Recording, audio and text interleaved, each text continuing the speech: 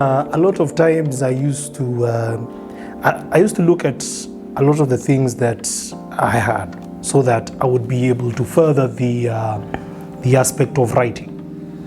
And this is among one of the main things that led me to websites like Amazon KDP, that's Kindle Direct Publishing.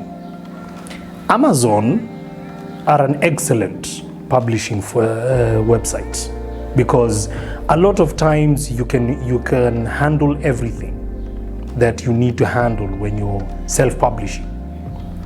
Even the royalties are things that you personally handle, because one thing about Amazon I came to realize was that they don't get along with PayPal. So you are recommended to use Payoneer.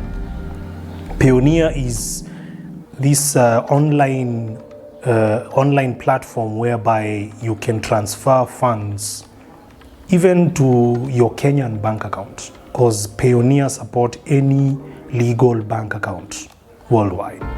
So the details from Payoneer is what is being put in Amazon in your KDP account as an author, so that when you're starting to sell your products, when you're starting to sell your novels, that's when you can be able to transfer royalties from Amazon to Payoneer.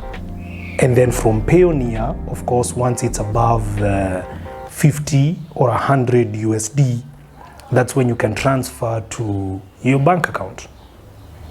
And this is actually a very good money-making platform that you can use as an author. And you're the only one who even sets your own book price. So this is something that I would recommend for a lot of Kenyan authors, even authors of non-fiction and academic work. So when I came across Amazon KDP, that's the moment I realized that for now I don't need a publisher. And if it's going to be a publisher, it has to be someone from outside Kenya. Because a lot of Kenyan publishers don't really take seriously the aspect of giving authors the royalties they deserve. A lot of times you'll find it's the publishing company that's going to go with a lot of royalties compared to the author. A lot of times the authors don't really get enough royalties. And if you ask me, it's the author who's supposed to be getting a lot more royalties, with matters selling their work out there. So if you ask me, Amazon KDP is a platform I would recommend to every Kenyan author to be putting their books there. With matters concerning Amazon KDP, you see, it's actually a very comfortable, and it's also a very versatile publishing platform that a lot of people worldwide are using. It's not just places like the US, but a lot of people worldwide are using Amazon KDP, because of course there's that option of Kindle and the paperback edition, what Kenyans really love calling hard copy. I mean, one thing I'd like to correct Kenyans is that when you say hard copy, a foreigner is going to think hardcover. Hardcover is the 6x9 edition. So most times when you say hard copy, you're meaning paperback, the regular novels.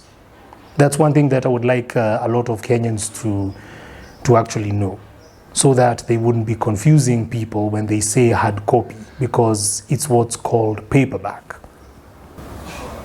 We have a long way to go.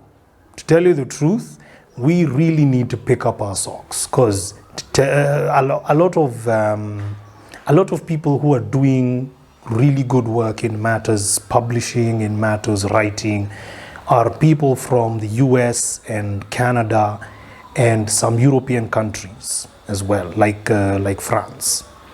But in matters considering Kenya, we have a lot of work to do, and not just creating original content, but also in matters considering formatting and editing. and also the printing aspect, because these are very important.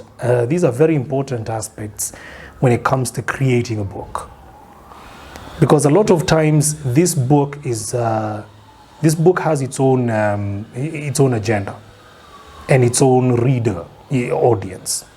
A lot of times every book has its own readers. You know, if it's below 18 or above 18.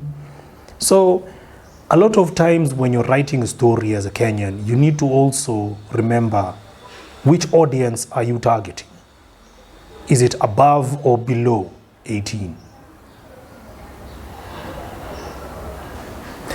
Well, I hope to inspire a lot of Kenyan writers into never giving up on whatever it is they've always wanted to write about, even if it's a children's story.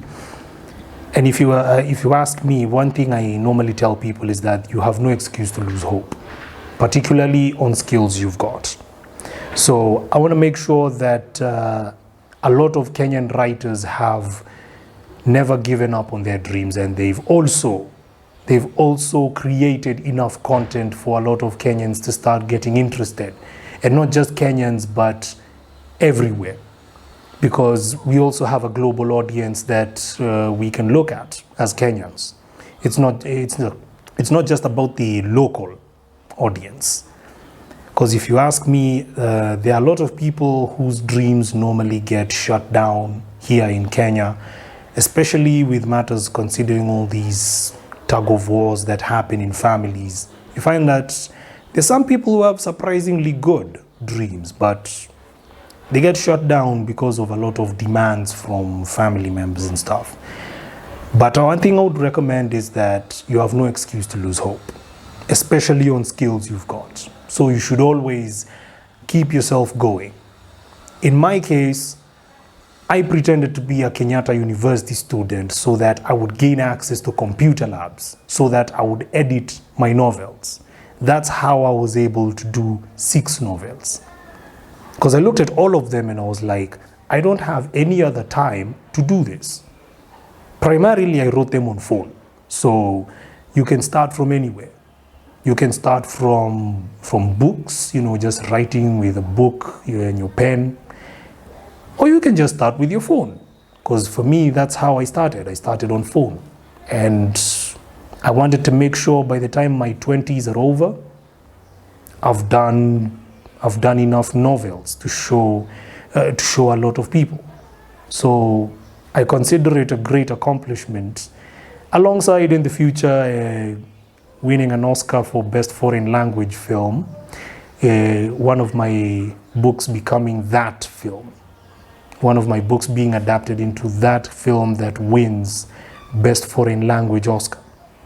That's something I also would consider a great accomplishment, not just for myself, but for the team behind the production.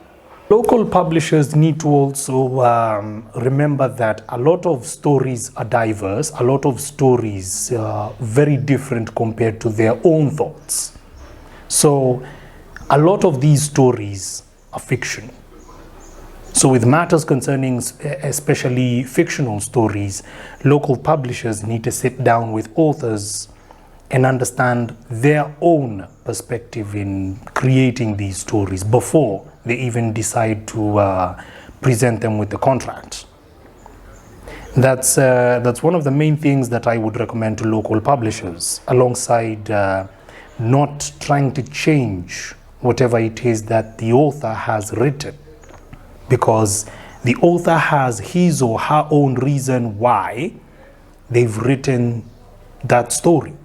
Some stories may be explicit, some stories may be shocking to a local publisher, but that doesn't necessarily mean that your own thoughts as a publisher should be the same exact thoughts as an author, because in this process you're curtailing creativity in matters Kenyan literature.